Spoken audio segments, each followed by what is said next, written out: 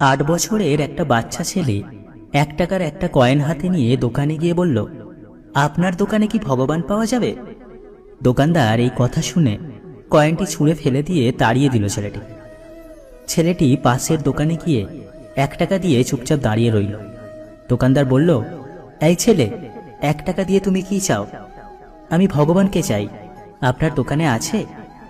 দ্বিতীয় দোকানদারও তাড়িয়ে দিল। কিন্তু অবুঝ ছেলেটি হাল ছাড়ল না। একটার পর একটা দোকানে ঘুরতে লাগলো।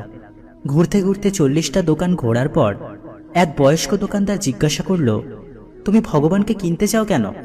কি করবে ভগবানকে দিয়ে? এই প্রথম কোনো দোকানদারের মুখে এই রকম প্রশ্ন শুনে ছেলেটির চোখে মুখে আশার আলো ফুটে উঠল।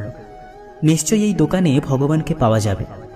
হতচকিত কণ্ঠে উত্তর দিল, আমার বাবা নেই, এই দুনিয়াতে আমার মা ছাড়া আর কেউ নেই। আমার মা সারাদিন কাজ করে আমার জন্য খাবার নিয়ে আসে।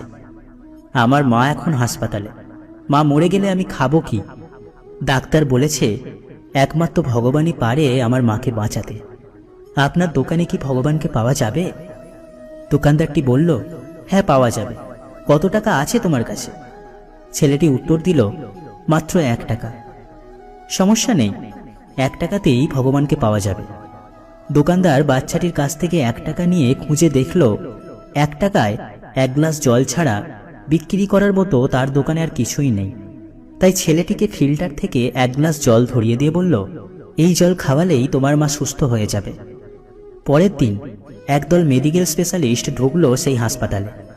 ছেলেটির মায়ের অপারেশন হলো। খুব দ্রুতই তিনি সুস্থ হয়ে উঠলেন। ডিসচার্জের কাগজে হাসপাতালের বিল দেখে মহিলার অজ্ঞান হওয়ার মতো অবস্থা। ডাক্তার ওনাকে আশ্বস্ত করে বললেন, টেনশনের কিছু নেই, একজন বয়স্ক ভদ্রলোক আপনার সব বিল পরিশোধ করে দিয়েছেন, সাথে একটা চিঠিও দিয়েছেন। মহিলাটি চিঠি খুলে পড়ে দেখল, তাতে লেখা, আমাকে ধন্যবাদ দেওয়ার কোনো প্রয়োজন নেই, আপনাকে তো বাঁচিয়েছেন স্বয়ং ভগবান, আমি তো শুধু উপলক্ষ মাত্র। বরং ধন্যবাদ দিন আপনার অবুঝ বাচ্চাটাকে, যে 1 টাকা হাতে নিয়ে অবুঝের মতো ভগবানকে খুঁজে বেরিয়েছে। তার বুক ভরা বিশ্বাস ছিল একমাত্র ভগবানই পারবে আপনাকে বাঁচাতে। বন্ধুরা, এরই নাম বিশ্বাস। ভগবানকে খুঁজে পেতে কোটি টাকার দরকার হয় না। বিশ্বাস নিয়ে মন থেকে খুঁজলেই ভগবানকে 1 টাকাতেও পাওয়া যায়। কোনো ব্যক্তির খারাপ অভ্যাসগুলো সংশোধন করার চেষ্টা করলে দেখবেন সেই ব্যক্তি আপনাকে নিজের শত্রু ভাবতে শুরু করবে। যে টাকা ধার নেয় তাকে একবার চাইতে হয়, আর যে টাকা ধার দেয় তাকে অনেকবার চাইতে হয়। আবেগপ্রবণ মানুষ খুব বোকা হয়ে